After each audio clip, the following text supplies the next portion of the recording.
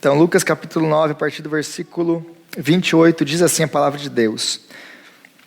Aproximadamente 8 dias depois de dizer essas coisas, Jesus tomou consigo Pedro, João e Tiago e subiu a um monte para orar. Enquanto orava, a aparência do seu rosto se transformou e suas roupas ficaram alvas e resplandecentes com o brilho de um relâmpago. Surgiram 2 homens que começaram a conversar com Jesus. Eram Moisés e Elias. Apareceram em glorioso esplendor e falavam sobre a sua partida que estava para se cumprir em Jerusalém. Pedro e os seus companheiros estavam dominados pelo sono. Acordaram subitamente, viram a glória de Jesus e os 2 homens que estavam com ele. Quando eles iam se retirando, Pedro disse a Jesus: Mestre, é bom estarmos aqui. Façamos 3 tendas, uma para ti, uma para Moisés e uma para Elias. Ele não sabia o que estava dizendo. Enquanto ele estava falando, uma nuvem apareceu e os envolveu, e eles ficaram com medo ao entrarem na nuvem. Dela saiu uma voz que dizia: Este é o meu filho, o escolhido, ouçam-no. Tendo-se ouvido a voz, Jesus ficou só. Os discípulos guardaram isto somente para si. Naqueles dias não contaram a ninguém o que tinham visto. Glória a Deus, palavra do Senhor. E nós começamos falando na última semana, e a pergunta que a gente sempre tem que fazer a esses textos é essa pergunta: como esse texto se conecta com o texto anterior?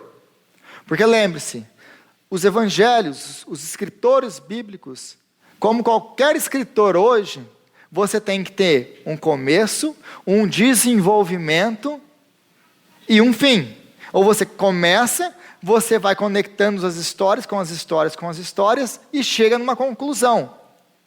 Não é diferente nos evangelhos. Os evangelhos começam, nós temos toda uma introdução e eles começam a falar e desenvolver uma história que vai chegar ao seu cume, ao seu ponto principal, que no caso dos evangelhos é a ressurreição.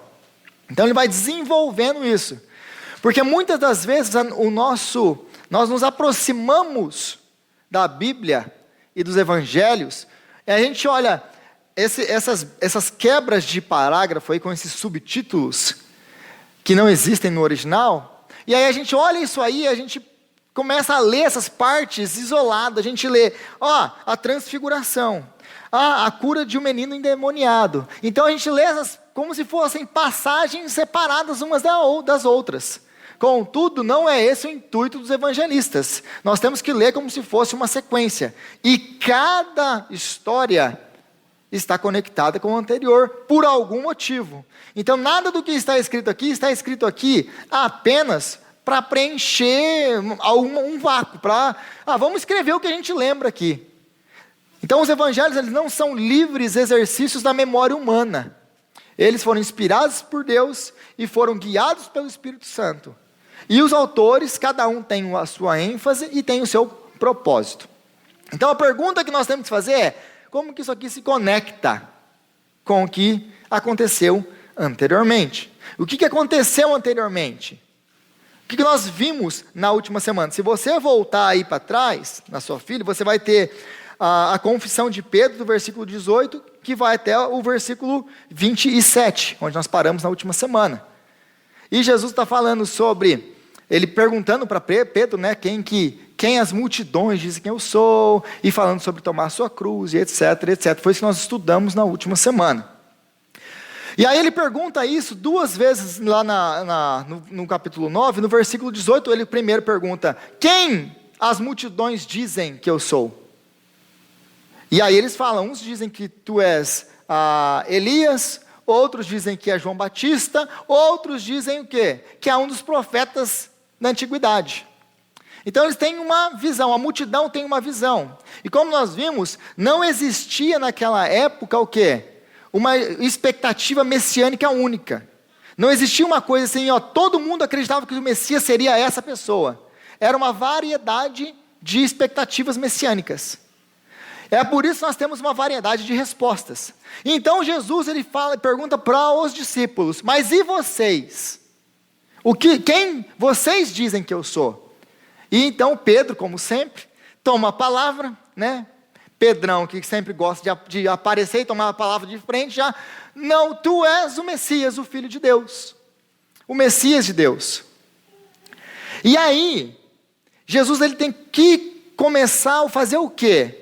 A corrigir a expectativa messiânica deles. Por quê? Porque eles pensam assim, eles pensam como todo mundo pensa: o Messias veio para o quê? Para nos libertar de Roma, da nossa opressão romana, nos trazer um tempo de paz e prosperidade, nos fazer um povo próspero e feliz. E é isso que eles acreditam, que eles esperam do Messias. O Messias guerreiro, como o Davi foi um guerreiro, libertador, expansionista. Então eles estão esperando esse tipo de Messias. Contudo, aí Jesus começa a explicar para eles o que o Messias, ou qual a missão do Messias. E aí você vê lá no versículo 22 do capítulo 9, o quê? Ele explicando qual a missão do Messias. E a missão do Messias é essa: é necessário que o Messias morra, que ele seja entregue aos líderes religiosos, que ele morra e que ele ressuscite ao terceiro dia. É necessário o quê? Aí Lucas ele não relata isso, mas Mateus vai nos relatar o quê? Que na mesma passagem paralela de Mateus, que Pedrão mais uma vez toma o Senhor Jesus de lado e dá uma repreendida nele. Fala: você ficou doido? Do que você está falando? Por que ele repreende Jesus? Porque se essa é a expectativa deles, um rei guerreiro, um rei conquistador, um rei que vai trazer paz, prosperidade, libertação a Israel, como que Jesus vai cumprir isso morrendo? Então não faz na cabeça deles sentido nenhum Jesus ser o Messias e o Messias morrer, porque na cabeça de Israel não existe a possibilidade de um Messias morto. Porque o Messias morto não serve para ninguém. E a gente tem que se compadecer um pouquinho deles, porque, gente, nós também cremos num Deus vivo, nós cremos num Jesus vivo, porque um Deus morto não ajuda ninguém. É por isso que nós cremos e nós pregamos e nós realmente colocamos a nossa ênfase na ressurreição de Cristo. Porque se Jesus não tivesse ressuscitado dos mortos, vã é a nossa fé. Nós estamos aqui perdendo nosso tempo. Mas porque Ele vive, porque Ele reina, porque Ele está assentado no trono, nós temos esperança para a vida. Então eles estão nesse sentido, mas eles não entenderam isso bem ainda. Como que funciona esse negócio? Como que você vai governar morto? Eles não entenderam que Jesus não governaria de um trono, mas sim de uma cruz. Eles ainda precisavam ser corrigidos, então Jesus está corrigindo ao quê? A falsa expectativa messiânica que eles têm. Então Jesus vem para trazer um reino espiritual, que não fazia sentido para eles, esse reino físico de todo que eles acreditavam. Como que esse Jesus, como esse Messias vai trazer esse reino, que nós acreditamos ser físico, morto? Então ele vai trazer, na verdade, o que eles nunca entenderam foi isso. Ele não veio libertá-los de Roma. Eu estava falando, acho que foi com falsa essa semana, voltando daqui, de Lowell, na terça-feira, a gente voltando, falando exatamente sobre isso. E o que eles pensavam era isso: ele veio para nos libertar de Roma. Mas se Jesus viesse para ser o Messias que eles queriam, um libertador físico, um libertador guerreiro, Jesus teria libertá-los de Roma. Mas hoje eles seriam escravos de outro, e depois outros teriam vindo e conquistado eles. Então Jesus ele não veio para acabar com um único povo que perseguia os judeus. Jesus ele veio para lidar com o verdadeiro problema dos judeus e de todos nós. Qual é ele? O pecado. Jesus veio para nos libertar do pecado e da morte. Jesus veio para nos trazer paz e prosperidade. Que tipo de paz e prosperidade? Paz com Deus. Prosperidade de andar uma vida na presença de Deus. Então, o reino de Jesus é um reino espiritual, de caráter espiritual, até que Ele volte. porque Ele já reina de maneira espiritual, mas um dia, e essa é a nossa esperança, Ele voltará e reinará para sempre, fisicamente, porque os mortos ressuscitarão. Aí quando a gente fala de ressurreição na igreja, é um negócio meio complicado. Como assim, Rodrigo? Vai ter corpo de novo? E eu já cansei de explicar isso, assim, porque a sua alma ou o seu espírito, ele não morre, eles vão para Deus, a sua carne, o seu corpo vai para a sepultura, mas quando Jesus voltar, nós ressuscitaremos, o nosso espírito, a nossa alma voltará para o nosso corpo, nós ganharemos novos corpos glorificados e estaremos com Ele para sempre. Quando a Bíblia fala de ressurreição, é do corpo, nós ressuscitaremos com Ele e estaremos com Ele para sempre. Amém? Essa é a nossa esperança, que Ele vai refazer todas as coisas, e nós habitaremos no paraíso aqui. Nós não vamos, gente, a gente não vai ser ursinho carinhoso, a gente não vai ficar sentado na nuvem tocando harpa. Deus, Ele fez esse mundo para o homem, e os objetivos e os planos de Deus não se frustram. Ele fez isso aqui, para habitar com o homem para sempre aqui, e assim vai ser. Amém? Então Ele tem que corrigir isso. Aí vem a transfiguração. Então os discípulos, eles têm isso na cabeça. Eles não entenderam ainda esse negócio de um Jesus, de um Messias morto, que governa, que conquista os seus inimigos. Então a transfiguração é a resposta dessa dúvida deles. Porque eles estão caminhando agora 8 dias depois com Jesus, e eles ainda têm isso na cabeça, essas falas de Jesus, mas não faz sentido. Como assim um Messias que vai morrer? Então, os discípulos ainda estão confusos com essa nova identidade messiânica que Jesus apresentou para eles. E eles precisam da confirmação de quem? Do Pai, de Deus, sobre aquilo que Jesus falou. Então Jesus agora vai ter esse encontro com o Pai, e é interessante aqui, que Jesus existem 2 momentos, no Evangelho de Lucas, e nos Evangelhos em geral, que Deus fala com Jesus, ou fala sobre Jesus, afirmando quem Jesus é. O primeiro momento, aonde é? No batismo de Cristo. Lembra no batismo? Jesus, ele é batizado, e então o Espírito Santo desce em forma de pombo, os céus se abrem, a voz do céu fala: este é o meu Filho amado, em quem eu tenho muito prazer. Então o que está acontecendo ali? Jesus vai começar o seu ministério terreno. Então Deus está afirmando quem Ele é, na presença de todo mundo, porque Ele vai começar o seu ministério terreno. Contudo, agora aqui em Lucas, existe uma troca, existe agora uma mudança de direção. Até aqui Lucas tem mostrado o quê? Os milagres de Jesus, ele tem relatado os milagres de Jesus, aquilo que Jesus faz. Então, a pergunta constante aqui é qual pergunta? Que nós vamos ver constantemente, nos capítulos quase que unânimes, depois do capítulo 5 aí, quase que repetidamente, toda hora a gente está vendo a mesma pergunta. Qual a pergunta? Quem é este? Quem é este? Então os discípulos fazem essa pergunta, Herodes faz essa pergunta, João Batista faz essa pergunta, nós temos essa pergunta feita toda hora: quem é este? E Jesus então vai Lucas então vai usar os milagres, os feitos de Jesus, para demonstrar quem Ele é. Para mostrar, não apenas demonstrar quem Ele é, mas para demonstrar que o reino de Deus é chegado. Que as promessas do Antigo Testamento estão se cumprindo em Cristo. Então Jesus, ele vem afirmar as promessas e cumprir as promessas do Antigo Testamento. E vem inaugurar o reino de Deus na terra. E ele vem trazendo isso. E aí ele vai relatando essas coisas. Quem é este que até o mar e o vento obedecem? Quem é esse que é capaz de ressuscitar até os mortos? Então essas perguntas, e aí Lucas está querendo te levar para um caminho, até chegar ao ponto de quê? De Jesus perguntar: quem dizem que eu sou? Aí então eles dizem: uns falam isso, outro fala isso, mas e vocês? Você é o Messias. Nós entendemos que você é o Messias. Contudo, eles ainda não entenderam muito bem o Messias. Então a transfiguração vai confirmar agora a segunda parte do ministério de Jesus, porque agora você não vai ter mais milagre, Vai ter um ou outro aqui, mas você não vai ter essa enxurrada de milagres. Porque Lucas já mostrou, Jesus já demonstrou quem Ele é. Até aqui, agora você já tem que saber essa resposta, como os discípulos sabem. Qual a resposta? Ele é o Messias, o Filho de Deus. Já não tem que ter mais dúvida no seu coração. Mas agora ele vai então começar a corrigir a esperança messiânica.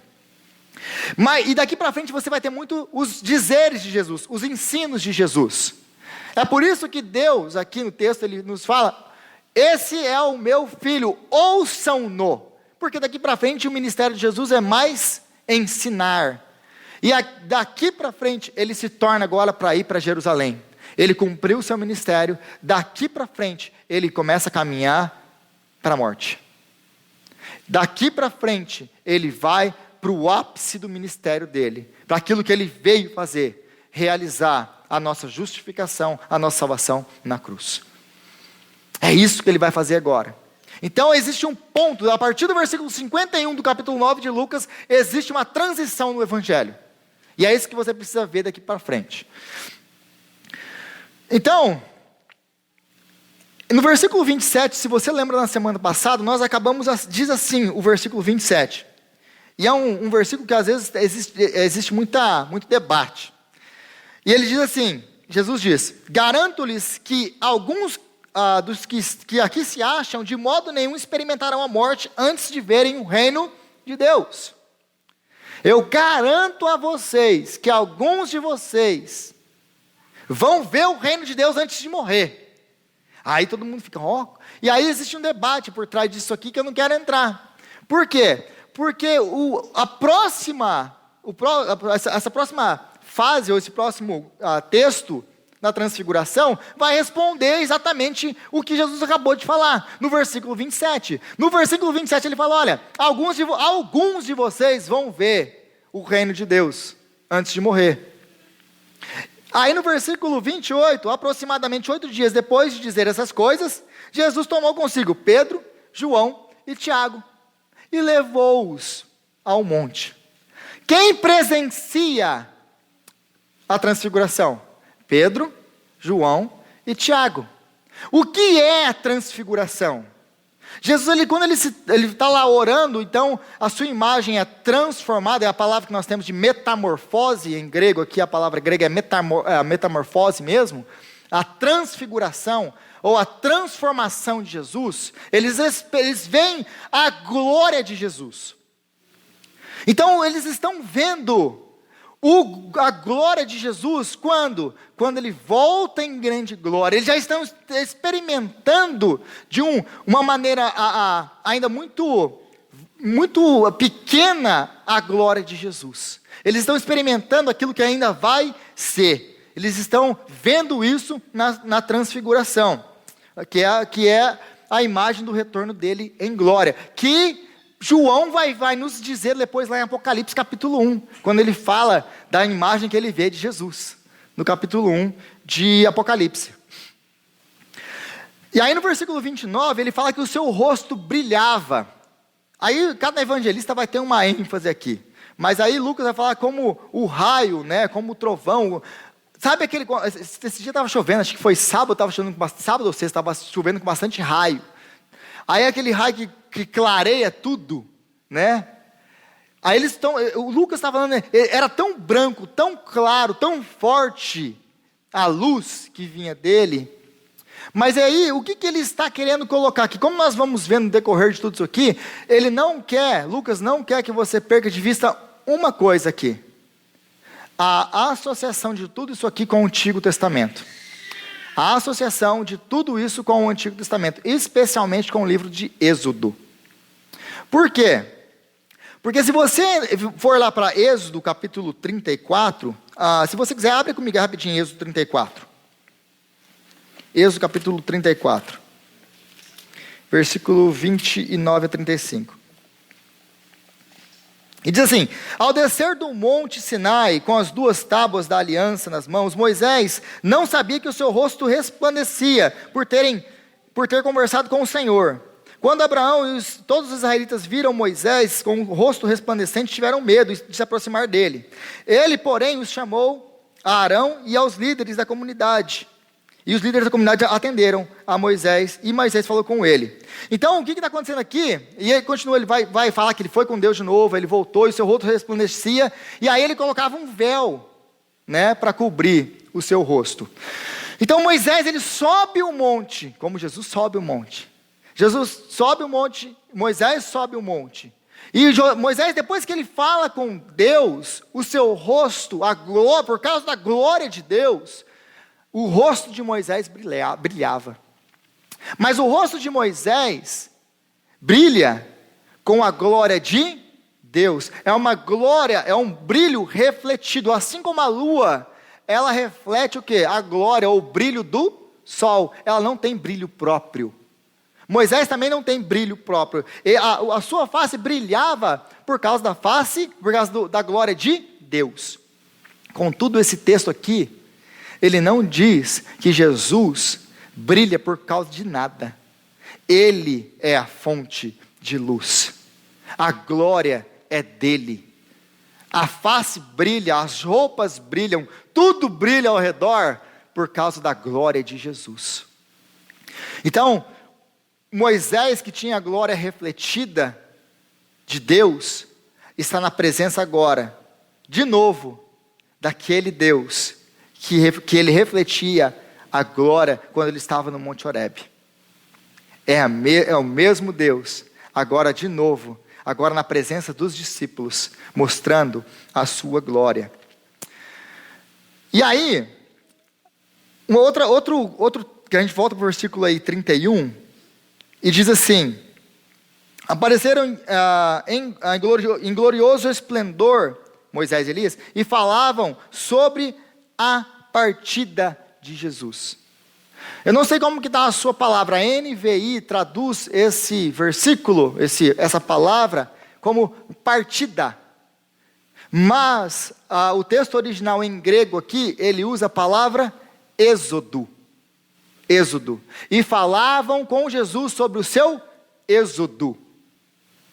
E para Israel, êxodo é uma palavra que na hora que você fala, já vem um monte de coisa na cabeça. O que vem na cabeça dos discípulos quando eles veem Moisés e Elias falando com Jesus sobre o seu êxodo? O que vem na cabeça deles?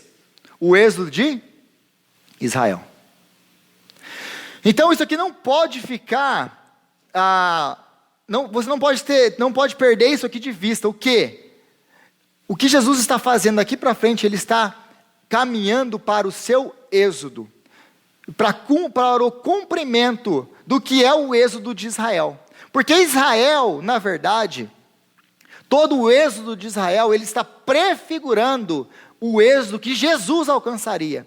Então, como tudo no Antigo Testamento aponta para Cristo e fala de Cristo, o êxodo de Israel está apontando para o êxodo de Jesus. E talvez você nunca ouviu falar, não sabe o que é o êxodo. Então, rapidamente, o que é o êxodo? Perdão. O que é o êxodo? O êxodo é de Deus, quando Deus desce para tirar Israel escravo do Egito.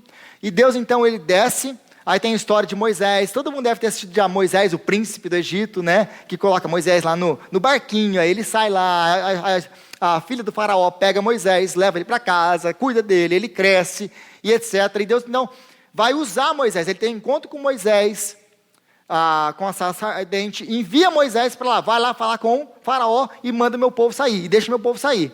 Aí tem as 10 pragas do Egito, e o faraó fala, não. Até que vem a última praga, o cordeiro, e aí eles têm que cobrir a casa deles lá, o umbral da porta com sangue, passa o anjo da morte, mata os primogênitos do Egito, e então acontece o êxodo, vem lá, eles chegam no Mar Morto, o mar se abre, toda aquela história. Então o que está acontecendo ali? O êxodo de Israel. Israel era escravo de Faraó, Israel estava sendo subjugada por Faraó, Israel não tinha o direito à liberdade, ao culto a Deus, eles estavam subjugados. Deus então fala, eu vou os libertar da escravidão do Egito, eu com a minha mão forte vou os levá-los para a terra que mana leite e mel, onde vocês habitarão comigo. Essa é a promessa de Deus. E realmente acontece tudo o que Deus prometeu, mas tudo isso é apenas um símbolo do que Jesus alcançaria, do verdadeiro êxodo, que é o êxodo de Jesus. Porque Jesus é que veio nos tirar da escravidão, da morte e do pecado. É Jesus que vem nos pegar na nossa mão e nos levar pelo deserto, que é esse tempo que nós passamos aqui na terra, passando, lutando e vivendo o que nós vivemos aqui, porque nós já fomos salvos em Cristo, mas nós ainda habitamos nesse reino de pecado e morte. Nós ainda não fomos completamente transformados naquilo que haveremos de ser quando Jesus voltar. Então, agora, mas Jesus ele vem para nos tirar para esse êxodo. Ele já nos salvou da morte, do pecado, de Satanás. Ele já nos tirou, como diz Colossenses, do reino das trevas e nos trouxe para o reino da luz. Nós já habitamos com Ele, mas um dia nós habitaremos com o Senhor para sempre. Então Jesus é o que vai alcançar o verdadeiro êxodo. E aí nesses próximos versículos, isso é muito importante, nos versículos 30 ao 34, porque ele vai falar sobre Moisés, Elias e a nuvem. E mais uma vez, o que nós não podemos perder de mente aqui, são as alusões ao êxodo. Porque muito daqui está sendo trazido de volta ao êxodo. Por que ele fala em primeiro lugar sobre sobre Elias e Moisés? Por que Elias e Moisés? E se você se lembra bem, qual que é a resposta que os discípulos dão a Jesus quando ele pergunta, e as multidões? Quem as multidões dizem que eu sou? Quem as multidões dizem que Jesus é? João Batista, Elias ou um dos profetas? Por que eles falam um dos profetas e Elias? E esse um dos profetas, eles estão assumindo quem? Moisés. Por que eles falam isso? Porque lá em Malaquias, quando acaba o último livro do Antigo Testamento, antes de Mateus, se você voltar aí um pouquinho a página, antes de Mateus, é o livro de Malaquias. No capítulo 4 de Malaquias, vai falar que nos últimos dias apareceriam quem? Moisés e Elias. Elias, na verdade, ele fala que vocês deveriam obedecer ao mandamento de Moisés. Mas ele está conectando Moisés com Elias nos últimos dias. Então existia essa crença de que nos últimos dias apareceriam esses profetas. Voltariam esses profetas. É por isso que a multidão cria nessas coisas. E por quê? Porque também lá, se você voltar para trás, deixa eu ler só isso aqui primeiro. Lembre-se da lei do meu servo Moisés, que é o capítulo 4 de Malaquias. Dos decretos e das ordenanças que lhes dei em Horebe, para todo o povo de Israel. Vejam, eu enviarei a vocês o profeta Elias, antes do grande e temível dia do Senhor. Então é daqui que eles tiram a sua expectativa de que Moisés e Elias voltariam. E tem mais outros textos ainda. Porque se você abrir lá em Deuteronômio capítulo 18, comigo rapidinho, Deuteronômio capítulo 18, versículo 15. Diz assim: o Senhor, o seu Deus, levantará do meio dos seus próprios irmãos um profeta como eu, ouçam-no. O que Deus está falando? O que Moisés, aliás, está falando? Moisés está no final do seu ministério aqui. Está acabando o ministério de Moisés. Deus tinha falado para ele: você não vai entrar na terra? Vai para aquele cantinho lá que você vai morrer. Então Moisés está acabando com o seu ministério, está no final do seu ministério, está terminando a sua série de pregações, né? Em Deuteronômio. E aí Moisés, ele fala: olha, mas vocês não desanimam não, por quê? Porque Deus vai levantar um profeta dentre vocês como eu. Deus vai levantar. Então existia essa expectativa de um novo Moisés. De um novo Moisés. E é por isso que eles criam que um dos profetas viriam. Um profeta como Moisés. É disso, então, que eles acreditavam. Então, e na cabeça de Pedro e de Tiago e João aqui, Jesus também é um profeta. Mas quando eles oferecem para fazer, vamos fazer 3 barracas. Uma para o Senhor, uma para Elias e uma para Moisés. O que eles tinham na cabeça era o seguinte: Jesus, ele é mais um entre muitos. Jesus é mais um profeta como os outros. Jesus é um grande profeta, como Moisés foi o grande profeta. O que eles não tinham entendido ainda é que Jesus, ele não é mais um profeta. Ele é o cumprimento de todos os profetas. Todos os profetas falavam dele. Todos os profetas apontavam para ele. Ele é o assunto dos profetas. Ele é a profecia dos profetas. Ele não é mais um entre muitos. Ele é aquele que vem. E aquele que eles e todos os profetas aguardavam e ansiavam. Ele não é mais um. E aí no versículo 34 nós temos a nuvem de glória.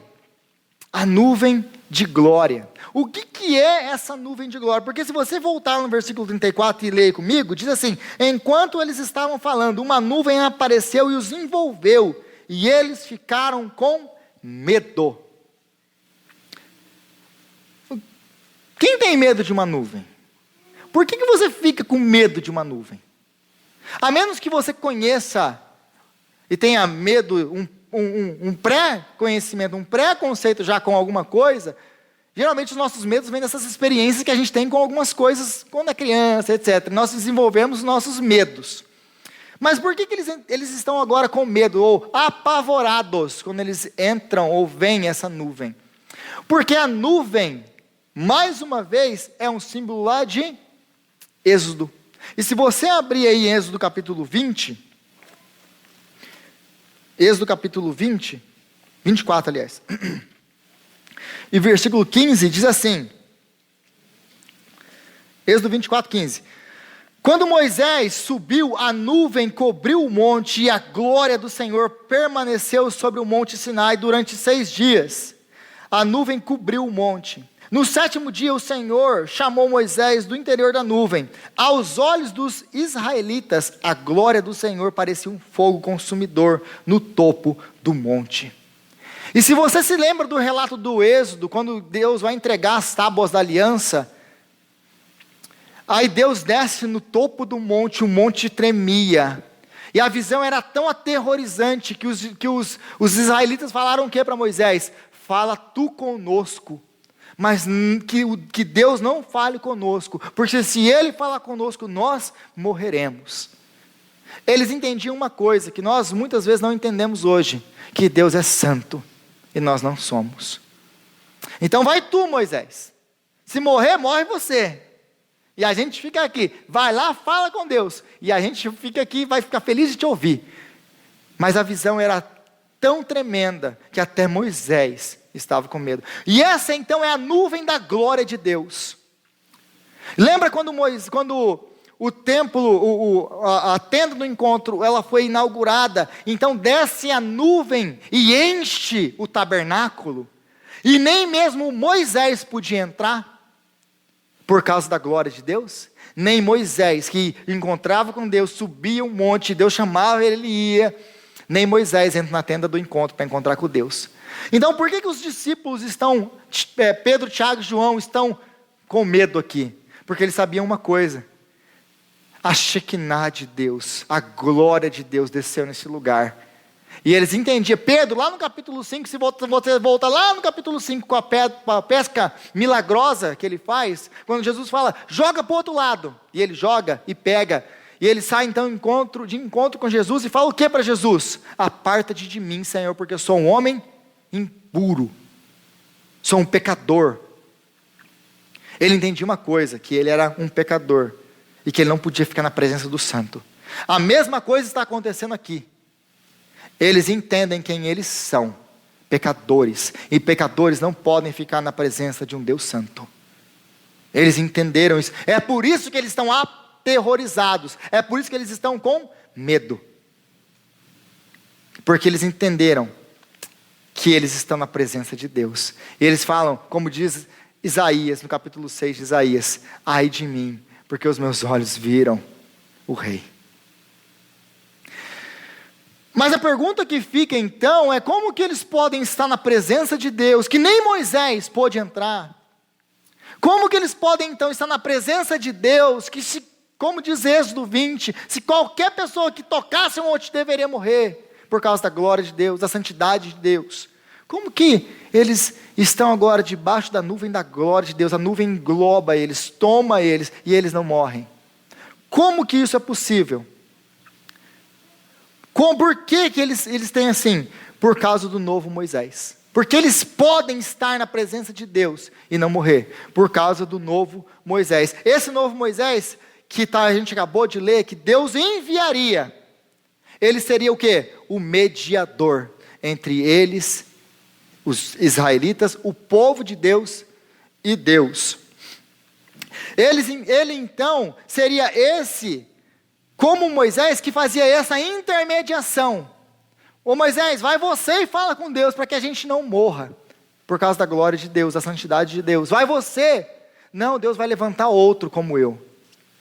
Ele vai levantar outro como eu. Ele é o verdadeiro Moisés. Aquele que realmente nos tirou, mais uma vez, da terra de escravidão. Aquele que realmente fez os milagres, que nos tomou pela mão e nos tirou do inferno, da morte e da condenação. Ele é o Moisés, é ele que faz intercessão por nós, porque ele intercede por nós diante do Senhor. É ele. Então ele é o nosso segundo Moisés. E o livro do Êxodo nos relata esse encontro de Moisés no Monte Sinai com Deus. Mas então como que Jesus pode ser o intermediário ou o intermediador entre Deus e o seu povo? Porque se Deus... Nós precisamos de um intermediador entre Deus e nós. Como que Jesus pode ser o nosso intermediador? Como que Ele pode nos salvar e nos justificar do nosso pecado diante de um Deus santo? Como que esses discípulos, Pedro, Tiago e João, não morrem diante da presença de Deus? Como que os discípulos podem entrar na presença de Deus? Como você e eu podemos entrar na presença de Deus? Como que o Espírito Santo pode habitar em você? Como? Por causa da transfiguração e da cruz. Por causa da transfiguração e da cruz. Por quê? Porque na transfiguração e na cruz, nós vemos dois paralelos que são opostos. Um da glória, a glória de Jesus. Outro, aquilo que Ele faz por nós. Na transfiguração, Jesus está vestido em glória, e a sua glória brilha como o sol. Mas na cruz, Jesus está despido, coberto com o seu sangue. Na transfiguração, Jesus está com dois profetas de Deus, homens grandiosos do passado. Mas na cruz, Jesus está entre criminosos, os piores criminosos do seu tempo. Na transfiguração, Jesus é glorificado, mas na cruz, Jesus é humilhado. Na transfiguração, Jesus ouve a voz de Deus que afirma: este é o meu filho.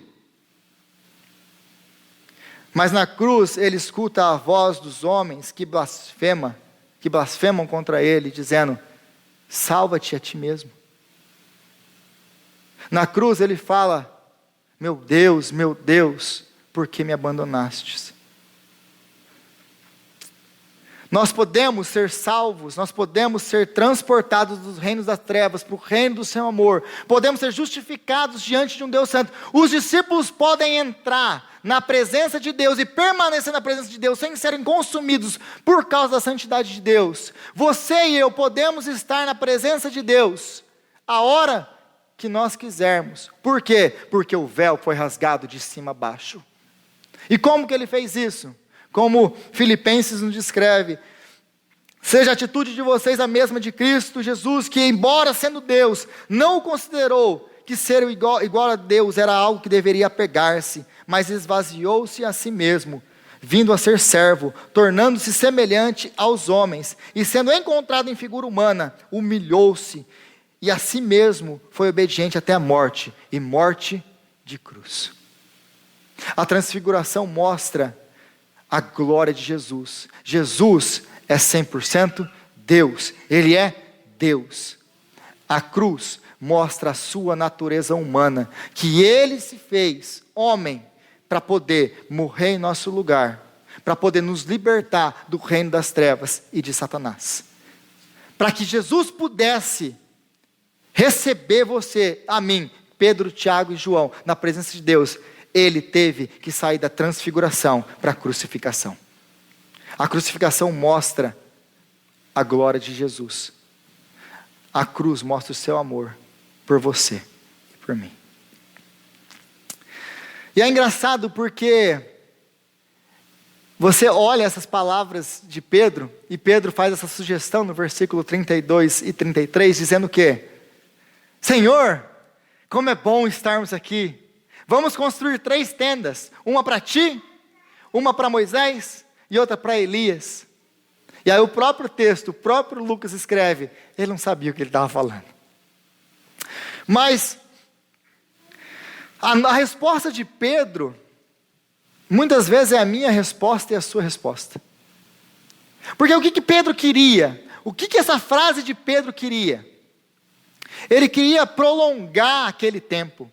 Ele queria ficar na presença de Moisés, Elias e Jesus glorificado. Então ele quer ficar ali com Jesus. Mas Jesus ele não quer que nós fiquemos lá no monte. Porque nosso lugar não é no monte. Nós não vivemos no monte. Nós vivemos no vale, aqui embaixo. Nesse mundo de caos, escuridão, trevas, morte, desespero, sofrimento. Então nós temos mesmo esse encontro com Jesus, com Deus, em Cristo. Mas nós estamos chamados para descer o monte, porque tem muito trabalho lá embaixo para vocês. Porque a sua hora ainda não chegou. Rubiane, sua hora ainda não chegou. Gustavão, sua hora ainda não chegou. Fausto, sua hora ainda não chegou. A hora que nós estaremos com Ele para sempre e viveremos com Ele glorificado. Nós ainda não chegamos lá. Então, mesmo que nós tenhamos as nossas experiências com Ele, muitas vezes nós temos experiências com o nosso Jesus. E nós queremos, não, Jesus, fica aqui mais um pouco, me deixa ficar aqui. Jesus fala, não, é hora de você voltar para lá e impactar um mundo sedento por mim. Então Jesus nos chama para trabalhar. Pedrão vai ter que descer um monte, porque Moisés e Elias foram embora. A glória sai e ele volta a ser o Jesus de sempre, o Rabino, Galileu. Pedrão, vamos descer. Tem muita gente lá para ser aconselhada agora, ajudada, curada.